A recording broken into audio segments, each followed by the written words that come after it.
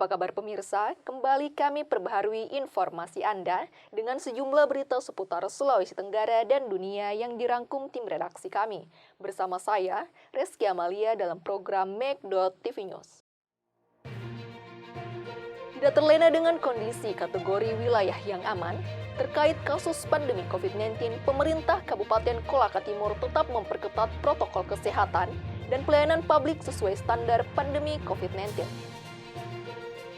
Untuk menumbuhkan kegemaran membaca dan kecintaan terhadap budaya lokal, dalam upaya memperkokoh persatuan dan kesatuan bangsa, Dinas Perpustakaan dan Arsip Konawe Selatan menggelar lomba bercerita bagi siswa-siswi pelajar sekolah dasar dan Madrasah Ibtidaiyah tingkat Konawe Selatan. Tiongkok siap membalas setelah Amerika Serikat memerintahkan penutupan konsultannya di Houston, Texas.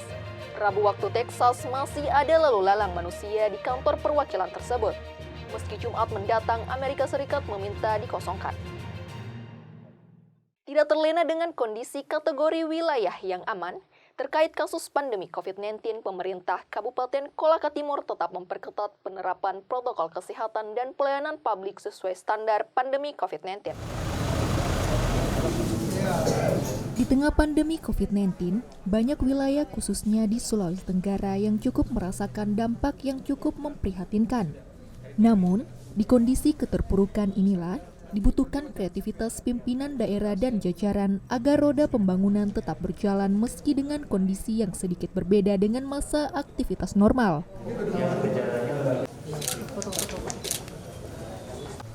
Kabupaten Kolaka Timur misalnya, hingga saat ini sesuai data gugus tugas COVID-19 Provinsi Sulawesi Tenggara, merupakan salah satu wilayah yang cukup aman.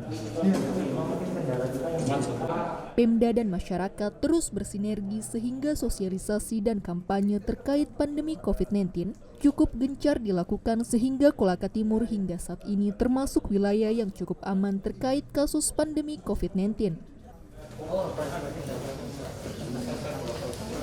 Cukup, Pak. Sudah cukup? Iya, cukup. Boleh? Iya.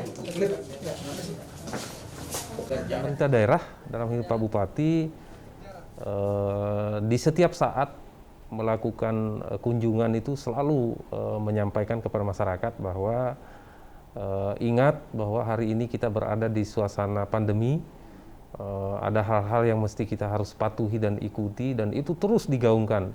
Di samping itu kan kita memang sejak awal mulainya ada COVID, Kolaka Timur ini kan gencar sekali sosialisasi, baik itu melalui poster-poster, pemasangan poster, maupun di media-media digital kita selalu sampaikan himbauan untuk kita patuhi protokol kesehatan. Dan saya pikir karena himbauan-himbauan itu mungkin masyarakat sadar, lalu kami kan memang posisi Kolaka Timur secara geografis ada di daerah tengah dataran Sulawesi Tenggara, sehingga memang mungkin masyarakat sadari untuk kurang bepergian keluar untuk keperluan tertentu yang tidak terlalu penting, sehingga memang hal ini bisa memperkecil dampak dari penyebaran COVID-19 itu sendiri di Kolaka Timur. Dan alhamdulillah hari ini sudah zero.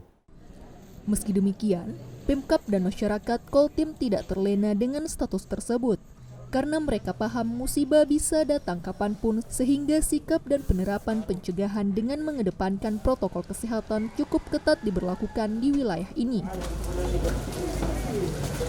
Akan dalam rangka untuk mengisolasi daripada kuman virus corona ini, karena salah satu penyebarannya adalah sering bertemu, berdekatan, berjabat tangan, bersentuhan, tadi itu potensi.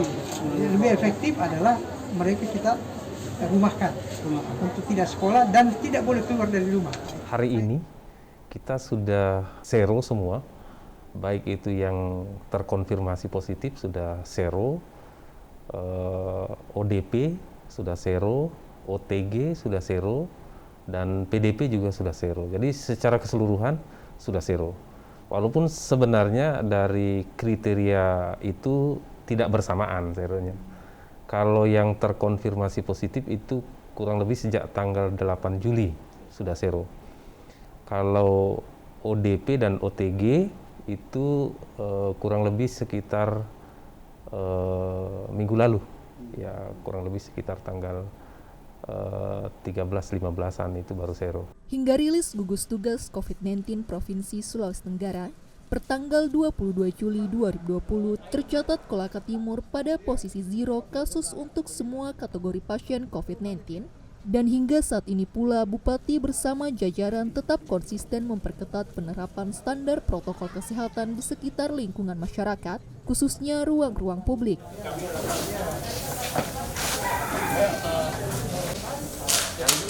Tim Liputan, Mik.TV melaporkan. Untuk menumbuhkan kegemaran membaca dan kecintaan terhadap budaya lokal, dalam upaya memperkokoh persatuan dan kesatuan bangsa, Dinas Perpustakaan dan Arsip Konawe Selatan menggelar lomba bercerita bagi siswa-siswi sekolah dasar dan madrasah ibtidayah tingkat Kabupaten Konawe Selatan pada Rabu 22 Juli 2020. Dinas Perpustakaan dan Arsip Konawe Selatan menggelar lomba bercerita bagi siswa-siswi pelajar sekolah dasar dan madrasah ibtidayah tingkat Konawe Selatan pada Rabu 22 Juli 2020. Kegiatan yang rutin dilakukan tiap tahunnya ini akan memperebutkan hadiah berupa uang tunai dana pembinaan, piala dan piagam penghargaan. Kita tidak boleh meremehkan omongan orang lain. Kita juga tidak boleh langsung percaya dengan omongan orang lain. Kita harus mencari kebenarannya terlebih dahulu. Selain menumbuh kembangkan minat dan kegemaran melalui berbagai bacaan media, lomba ini untuk menanamkan cerita kebudayaan bangsa dan kesatuan satu nasionalisme. Tujuan lain dari lomba ini adalah membiasakan melatih anak untuk hidup cerdas, memiliki mental kreatif dan berkompetensi. Dahulu sebelum sekali orang menjawab dengan nada keras, tak usah. Kalau peserta sebenarnya se-Kabupaten Konawe Selatan, tetapi yang ikut hanya 7 peserta tadi. Ini dari berbagai sekolah. Dari berbagai sekolah di Kabupaten Konawe Selatan ini. Untuk klasifikasi SD ya? Iya, SD, MI. Ya. Dan mereka diberikan dana pembinaan juga. Oh, ada dana pembinaan. Ada piala, ada sertifikat, ada dana pembinaan sekalipun kecil. Ya. Juara 1 untuk ini 750. Juara 2 500, juara 3 250. Dan kegiatan ini satu paket anggarannya 25 juta. 25 juta sampai di provinsi. Iya. Sampai di provinsi, pemenangnya hari ini akan dibawa ke provinsi. Dan setelah provinsi ke tingkat nasional. Rencananya, hasil seleksi dalam lomba akan mengikuti lomba pada tingkat Provinsi Sulawesi Tenggara. Nah teman-teman, tempat burung kongga mati diberi nama Gunung Mekongga. Dari Konawe Selatan, Erlin melaporkan. Kita tidak boleh meremehkan omongan orang lain. Kita juga tidak boleh langsung percaya dengan omongan orang lain. Amril Sabara kini didaulat menjadi Ketua Benelli Owner Indonesia Sulawesi Tenggara usai ditetapkan pada Minggu 19 Juli 2020. Benelli Owner Indonesia merupakan salah satu komunitas yang bergerak pada bidang otomotif khususnya kendaraan roda 2 dan sosial.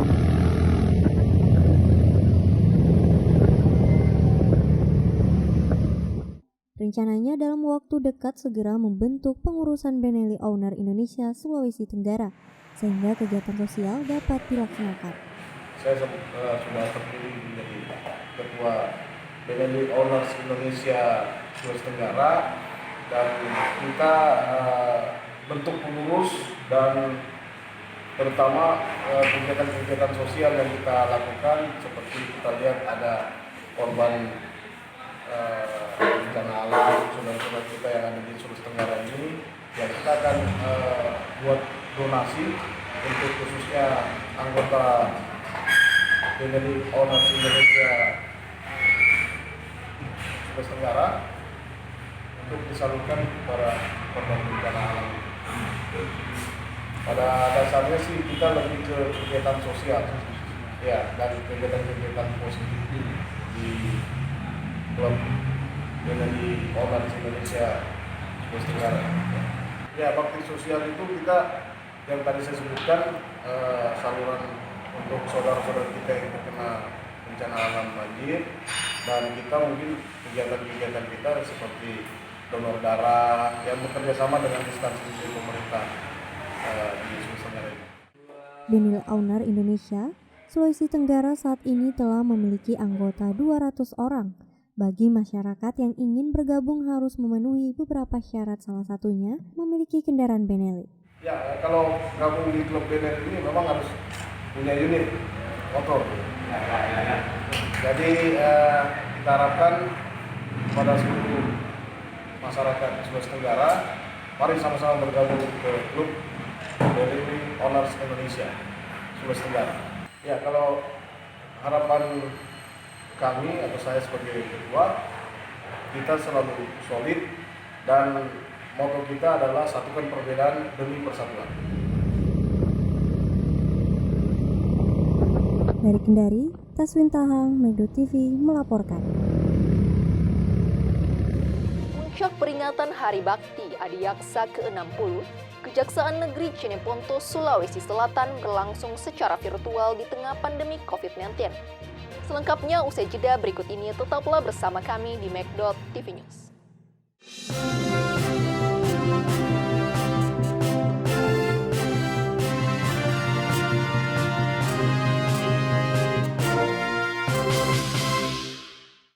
Bagaimana cara pencegahan penyakit menular, khususnya COVID-19?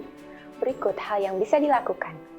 Yang pertama, sering cuci tangan menggunakan sabun atau hand sanitizer. Yang kedua, gunakan masker bila batuk dan pilek.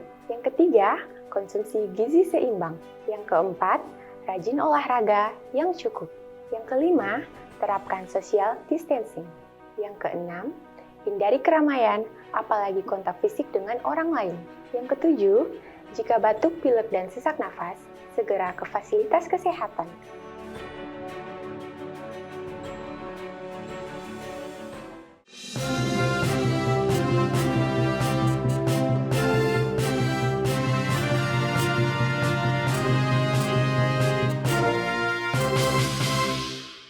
Puncak peringatan Hari Bakti Adiaksa ke-60, Kejaksaan Negeri Cineponto, Sulawesi Selatan berlangsung secara virtual di tengah pandemi COVID-19 pada Rabu 22 Juli 2020.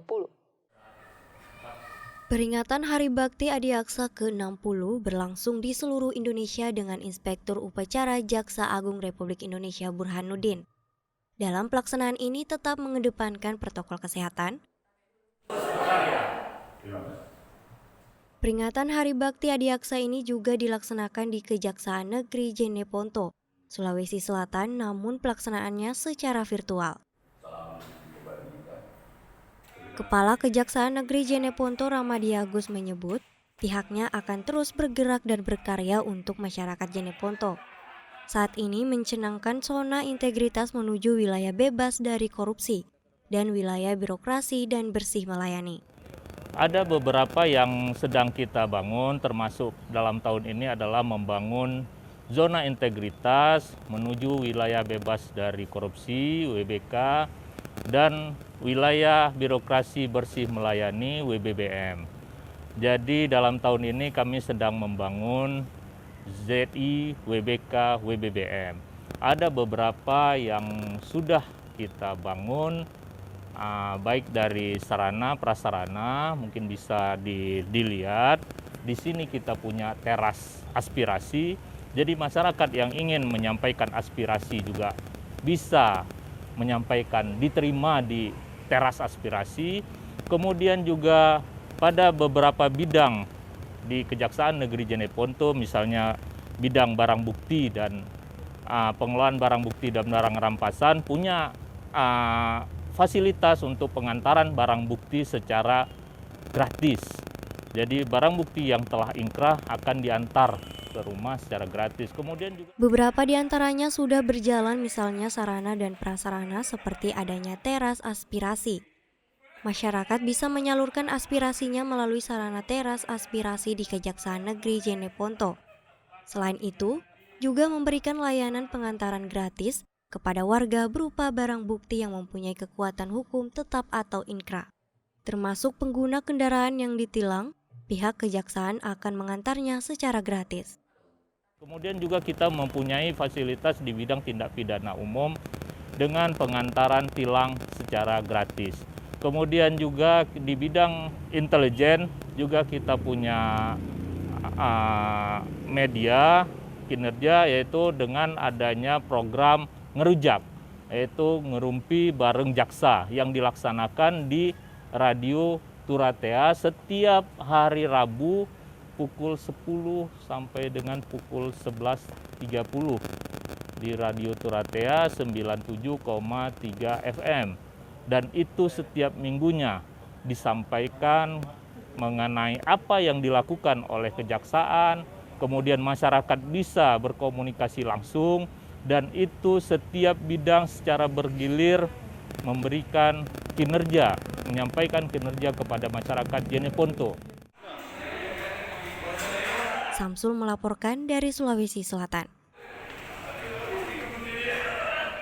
Balai Latihan Kerja Kendari mendistribusikan produk pelatihan tanggap COVID-19 ke pondok pesantren, lembaga keagamaan, dan organisasi kemasyarakatan yang berada di Sulawesi Tenggara.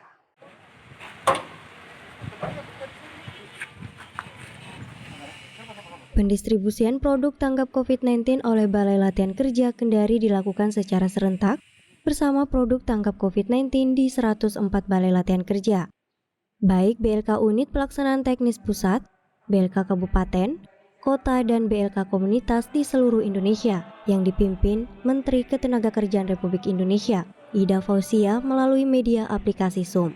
Semua hanya diproduksi untuk kepentingan masyarakat di negara sendiri.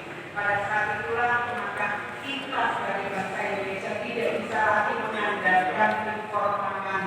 Kita tidak bisa lagi mengandalkan dari negara-negara ini yang menjadi. Pendistribusian produk hasil pelatihan tanggap COVID-19 ini telah dilaksanakan sejak Maret 2020 berupa masker, wastafel, dan makanan siap saji.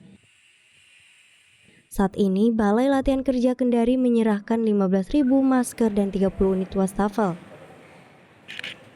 Sebagaimana saya jelaskan tadi, ini adalah karya saudara-saudara kami, siswa peserta pelatihan tanggap COVID yang ter-PHK, yang dirumahkan, yang punya badan usaha tapi tidak produktif karena terdampak pandemi. Mudah-mudahan karya-karya mereka ini bermanfaat bagi saudara-saudara kami masyarakat yang khususnya di lingkungan pondok pesantren, di lingkungan gereja, di lingkungan komunitas-komunitas organisasi kemasyarakatan, sehingga dengan itu insya Allah kita bisa secara bersama-sama bisa memutus mata rantai COVID-19, dan kita berharap semoga COVID-19 ini segera punah dari muka bumi, khususnya kita di Sulawesi Tenggara dan Indonesia, supaya kita kembali berproduktif, melakukan berbagai aktivitas yang lebih produktif lagi. Selain BLK Kendari, Balai Peningkatan Produktivitas Kendari juga turut memberikan 10.000 PCS masker dan cairan desinfektan sebanyak 6.100 liter. Dari Balai Peningkatan Produktivitas itu menyerahkan masker sebanyak 5.000 untuk pesantren di sini, kemudian disinfektan sebanyak 1.000 liter. Ya, jadi itu diproduksi sendiri dari hasil tanggap COVID-19 di Balai Peningkatan Produktivitas Kendari yang dilaksanakan itu untuk masker 10 hari, ya kalau disinfektan sendiri itu kan selama 6 hari. Harapan dari kami ke Balai Peningkatan Produktivitas tentu semoga ini bermanfaat dan bisa memutus mata rantai tanggap COVID-19 ini ya, sehingga tidak menyebar kemana-mana. Kita harapkan ke depan dengan adanya bantuan ini betul bisa membantu di dalam protokol kesehatan.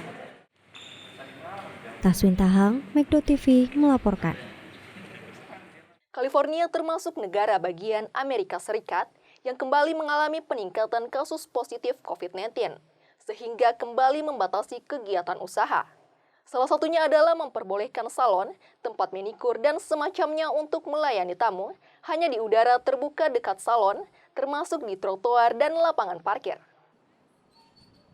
Perlu waktu dan upaya ekstra, tapi pemilik salon tak jauh dari San Francisco, negara bagian California ini, senang karena bisa menerima lagi pelanggan. It's hard and stressful, so it's going to take about an hour every day to set up, and it's going to take about an hour every day to take down.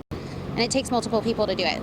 Setelah kembali memberlakukan PSBB, Gubernur Gavin Newsom memberi celah bagi salon untuk beroperasi di luar ruangan, misalnya di trotoar, garasi, atau lapangan parkir dengan pembatasan sosial. We're thankful. So we can only perform about 20% of our services, but at this point, like 20% is better than no percent. Pelanggan pun tak sabar kembali datang. I was excited. I was like, I can finally get my hair cut because I keep opening and closing all these things, and I usually get my haircut like once a month, and it's really hard to get your haircut when they keep opening. You never know what's going to happen. So when I was able to get it outside, I'm like, heck yeah. Di Los Angeles, seorang pemilik salon juga lega. For me, I want to stay in business because if we're going to be on lockdown for 80 more months, we're going to have to shut down. Financially, we're not going to be able to do it. Salon pun memberlakukan kenormalan baru. Make them wash their hands. We have hand sanitizer. We wash the robes. Everything is, after every client, everything's washed. Oh, I think it's fine because we're far apart and I don't have any other clients here. It's far better than going to the grocery store where you're in closer proximity to people and touching things other people have already touched. Tapi tidak semua salon merasa nyaman buka kembali dengan protokol baru ini. Pemilik salon di Sacramento ini misalnya merasa pangkas rambut di dalam ruangan justru lebih aman karena bisa menjaga jarak antar kursi dan peralatan semua dalam jangkauan. Selain itu ada beberapa faktor lain. We're looking at 100-degree days, which puts us at risk as well as our clients. Faktor suhu udara di musim panas juga diangkat pemangkas rambut lain juga di Sacramento. Just the elements. It's heat. You know, we've got a lot of seniors, and the heat, especially suppressed with the face mask, it can be a little challenging, I fear, for my seniors. Sementara di San Diego, seorang pemilik salon menyayangkan pembatasan atas penggunaan zat kimia, bahkan shampoo, saat salon beroperasi di udara terbuka. 90% of my income is chemical services. And so when you take do I work for that 10% and then trying to retrofit outside to be able to perform that 10% of the services, you know, it really becomes, you're working at a negative at that point. You're not even working to make an income. Shampoo dan juga pengering rambut umumnya juga masih dilarang di sejumlah wilayah yang kembali membolehkan salon buka.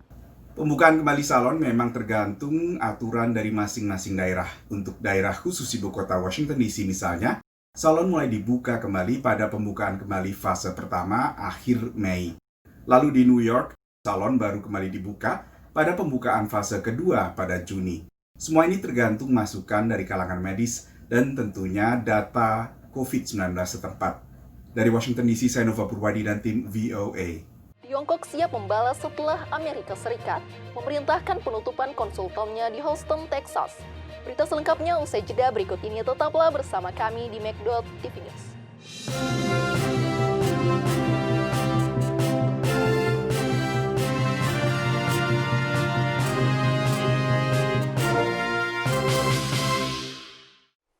Berikut perkembangan kemunculan gejala sakit COVID-19 yang tampak dari hari ke hari ketika infeksi virus corona sudah terjadi. Hari pertama, pasien mengalami demam.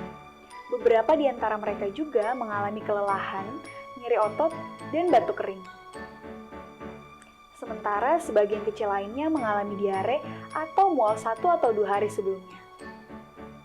Hari kelima, pasien bisa mengalami kesulitan bernafas, terutamanya jika mereka lansia atau memiliki gangguan kesehatan sebelumnya. Hari ketujuh, pada hari ketujuh ini, gejala di atas muncul dan rata-rata pasien belum dirawat di rumah sakit. Hari ke-8, pada titik ini, pasien dengan kasus yang parah 15% mengalami sindrom gangguan pernapasan akut atau ketika cairan menumpuk di paru-paru. Kejadian ini sering berakibat fatal. Hari ke-10, jika pasien memiliki gejala yang memburuk, ini adalah waktu ketika penyakit COVID-19 membuat pasien harus dirawat di ICU.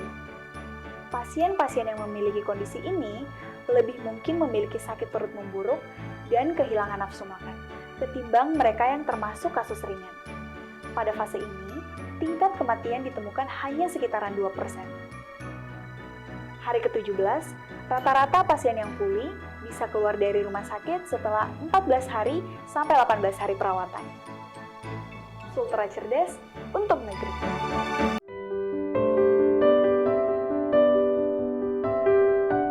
Halo Sobat, mengapa selama masa pandemi COVID-19 di rumah itu lebih aman? Alasannya cukup jelas, karena yang pertama, social distancing tercapai, yang kedua, terhindar dari droplet atau tetesan kecil dari orang lain, dan yang ketiga, terhindar dari penyebaran virus melalui udara di tempat umum. Pastikan diri kita aman di rumah saja dan keluar rumah hanya untuk kebutuhan mendesak, misalnya ke fasilitas kesehatan atau urusan penting lainnya. Sultra cerdas untuk negeri.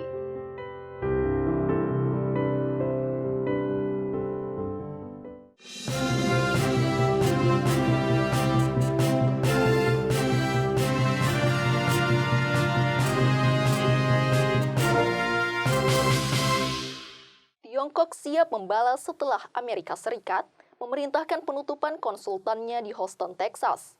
Rabu waktu Texas masih ada lalu lalang manusia di kantor perwakilan tersebut. Meski Jumat mendatang Amerika Serikat meminta dikosongkan. Isu pencurian kekayaan intelektual kembali menjadi pemicu ketegangan baru Amerika Serikat Tiongkok ini. Seperti ini suasana kantor konsulat Tiongkok di kota Houston, negara bagian Texas, sehari setelah konsulat ini diperintahkan tutup oleh pemerintah Amerika Serikat. It is worth noting that just yesterday the Justice Department unsealed an indictment that charges 2 Chinese hackers who were sponsored by the government there of stealing hundreds of millions of dollars of intellectual property, and most recently targeting American biotech and other companies that are developing coronavirus vaccines. Malam sebelumnya, sekitar setengah 9 malam waktu setempat, Dinas Kebakaran Houston merespons laporan adanya asap tebal di halaman konsulat, tapi akhirnya ditolak masuk. Everybody said there's a fire, and I guess they were burning documents or burning papers, and I wonder what that's all about. Deplu AS menyebutkan penutupan konsulat Tiongkok dilakukan untuk melindungi kekayaan intelektual Amerika dan juga data pribadi warga AS. It has been long discussed and asserted that the office here in Houston was engaged in inappropriate forms of information gathering and influence operations. It's not necessarily surprising. One would expect foreign governments to be very aggressive in collecting information that would be helpful to their own national interest. Tuduhan pencurian kekayaan intelektual ini juga kembali diungkapkan Menlu AS Mike Pompeo saat lawatan ke Denmark. We are setting out clear expectations for how the Chinese Communist Party is going to behave. And when they don't, we're going to take actions that protect the American people, protect our security, our national security, and also protect our economy and jobs. Tiongkok kembali membantah tuduhan ini. 这次美方单方面限时关闭中国驻休斯敦总领馆，是美对华采取的前所未有的升级行动。 Amerika memberi waktu hingga Jumat untuk mengosongkan konsulat. Pencurian kekayaan intelektual memang telah lama dituduhkan Amerika Serikat kepada Tiongkok dan menjadi salah satu alasan utama pengenaan tarif dan juga perang dagang yang diberlakukan selama pemerintahan Presiden Donald Trump. Lalu belakangan ada ketegangan-ketegangan lain, menyikapi perlakuan Tiongkok terhadap minoritas Muslim Uighur misalnya, lalu juga undang-undang terhadap Hong Kong.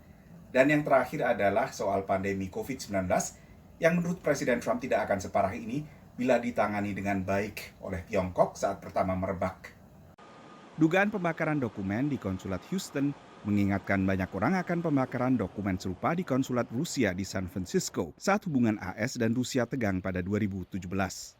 I think that element of what exactly is burning and why and is something that's going to have to be reported out in the coming days because there are a lot of questions about that and what kind of documents would even exist and why it wouldn't be electronic. So it remains to be seen what exactly the import of that is.